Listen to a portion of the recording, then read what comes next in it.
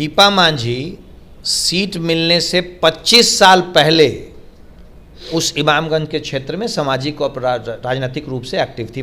25 साल से जो व्यक्ति अपने समाज में काम कर रहा है उसे टिकट मिले तो यह परिवारवाद, और टिकट मिलने से एक दिन पहले जो व्यक्ति क्रशर चला रहा हो, रोड बना रहा हो, उसे टिकट सिर्फ इसलिए मिले चूंकि वो एक सांसद बाप का बेटा है, तो यह परिवारवाद नहीं। सुनील पांडे जी को तो टिकट नहीं मिला है ना। सुनील पांडे जी की राजनीतिक आस्था कहां है, या सुनील पांडे जी बताएंगे। सुनील पांडे आपकी पार्टी में शामिल है? साल प्रशांत तो आपकी पार्टी में थे ही नहीं, अचानक आए। हमारी पार्टी में थे या नहीं थे, क्षेत्र में तो थे। राजद ने जिन लोगों को टिकट दिया है वो बता दे कहां थे, वो तो क्रशर चलाते थे। सुरेंद्र यादव के बेटे किस राजनीतिक क्षेत्र में एक्टिव थे बता दें। अरे भाई सुरेंद्र यादव छोड़ दें, राष्ट्रीय जनता दल के राष्ट्रीय अध्यक्ष लालू यादव जी जिस दिन जेल जाने की नौबत आई, घर में खाना बनाती हुई पत्नी को बना दिया था इन्होंने इस प्रदेश का मुख्यमंत्री। 2025 में भारतीय जनता पार्टी और हमारे एनडीए के साथी मिल करके 2020 प्लस सीटें जीतेंगे। राष्ट्रीय जनता दल 2 डिजिट में भी बिहार विधानसभा में सीटें नहीं जीत पाएगी। आप देख रहे हैं लाइव बिहार, मैं हूं आपके साथ असलम अब्बास। बिहार में 4 विधानसभा सीटों के लिए उपचुनाव हो रहे हैं और खास करके 2025 विधानसभा चुनाव के मद्देनज़र इसे सेमीफाइनल के रूप में देखा जा रहा है। जिस तरीके से मुख्यमंत्री नीतीश कुमार ने एनडीए की बैठक बुलाई है, अब ये पूरी तरीके से कयासबाजी है कि 2025 को लेकर एनडीए मजबूत है, तो दूसरी तरफ महागठबंधन भी तैयारी में है। इन तमाम मुद्दों पर हमारे साथ बातचीत करने के लिए कुंदन कृष्णन भाजपा के प्रवक्ता हैं, हमारे साथ मौजूद हैं। हम उनसे जानेंगे 2025 की तैयारी। आप लोग इसको सेमीफाइनल के रूप में उपचुनाव को देख रहे हैं, आपकी तैयारी कितना हद तक महागठबंधन से लड़ने की? सेमीफाइनल क्वार्टर फाइनल तो आप देख रहे हैं, हम तो इन उपचुनावों को एक चुनाव की तरह देख रहे हैं। राजनीतिक पार्टी के लिए हर चुनाव उतना ही महत्वपूर्ण होता है, और भारतीय जनता पार्टी चुनावी राजनीति में विश्वास नहीं रखती है। हम तो अपने एक ढर्रे पे चल रहे हैं। हमने बिहार की जनता को एक वायदा किया कि बिहार अब बीमारू राज्य नहीं रहेगा। हम अपना वायदा निभाने के लिए काम किए जा रहे हैं। हर चुनाव हमारे लिए उतना ही महत्वपूर्ण है। वैसे 2025 में भारतीय जनता पार्टी और हमारे एनडीए के साथी मिल करके 2020 प्लस सीटें जीतेंगे।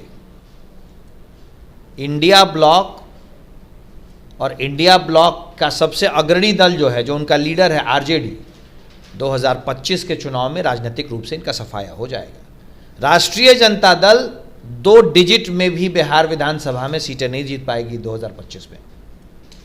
बिल्कुल, आप राष्ट्रीय जनता दल पे आरोप भी लगा रहे हैं, आप परिवारवाद का भी आपकी तरफ से आरोप लगाया जाता रहा है। इमामगंज में जीतन मांझी की बहुत चुनावी मैदान में हैं, तरारी में सुनील पांडे के बेटे को आपकी पार्टी की तरफ से टिकट है। हालांकि इमामगंज तो एनडीए गठबंधन में है। ये कौन सा डिफिनेशन है जो राजद के लिए परिवारवाद होता है और आपके लिए लोकतांत्रिक मुहिम? दीपा मांझी सीट मिलने से 25 साल पहले उस इमामगंज के क्षेत्र में सामाजिक और राजनीतिक रूप से एक्टिव थी। 25 साल पहले जीतन राम मांझी जी ने दीपा मांझी से अपने सुपुत्र का विवाह ही इसीलिए किया था कि वो जिस जाति से आते थे, मुसहर जाति, जिसकी सच्चाई हमें और आपको सबको पता है, दीपा उस मुसहर जाति के अंदर एक आशा की दीपक थी। 25 साल पहले वो शिक्षा का अलग जगा रही थी। 25 साल से जो व्यक्ति अपने समाज में काम कर रहा है उसे टिकट मिले तो यह परिवारवाद, और टिकट मिलने से एक दिन पहले जो व्यक्ति क्रशर चला रहा हो, रोड बना रहा हो, उसे टिकट सिर्फ इसलिए मिले चूंकि वो एक सांसद बाप का बेटा है, तो यह परिवारवाद नहीं। लालू प्रसाद यादव के परिवार का कौन सा व्यक्ति पद पाने से पहले कुछ करता था? आपको याद होगा, राबड़ी देवी जी जिस दिन मुख्यमंत्री बनी थी उससे एक दिन पहले तक उन्होंने आज तक अपने दल का चेहरा नहीं देखा था। तरारी पे भी बोली सुनील पांडे तो अचानक आप पशुपति पारस को छोड़ कर आए ना। भाई सुनील पांडे को टिकट नहीं मिला है ना। टिकट जिसे मिला है विशाल, वो एक युवा लड़का है, उस क्षेत्र में काम करता है। सुनील पांडे जी को तो टिकट नहीं मिला है ना। सुनील पांडे जी की राजनीतिक आस्था कहां है, या सुनील पांडे जी बताएंगे। सुनील पांडे आपकी पार्टी में शामिल है? विशाल जो हमारा उम्मीदवार है एक युवा है, उस क्षेत्र में उसकी पकड़ है, और इस बात को चुनाव का जिस दिन रिजल्ट आएगा उस दिन आप देख लेंगे। यानी विपक्ष की जो राजद की तरफ से जो आरोप लगते हैं कि गंगा में डुबकी लगा लिया तो सब पाप धुल गए। नहीं नहीं नहीं नहीं नहीं नहीं, आप भी 25 साल मेहनत कर लें, हमें कोई परेशानी नहीं होगी। विशाल प्रशांत तो आपकी पार्टी में थे ही नहीं, अचानक आया उनको हमारी टिकट। पार्टी में थे या नहीं थे, क्षेत्र में तो थे। राजद ने जिन लोगों को टिकट दिया है वो बता दे कहां थे, वो तो क्रशर चलाते थे।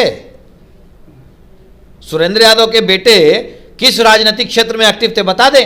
अरे भाई सुरेंद्र यादव छोड़ दें, राष्ट्रीय जनता दल के राष्ट्रीय अध्यक्ष लालू यादव जी जिस दिन जेल जाने की नौबत आई, घर में खाना बनाती हुई पत्नी को बना दिया था इन्होंने इस प्रदेश का मुख्यमंत्री।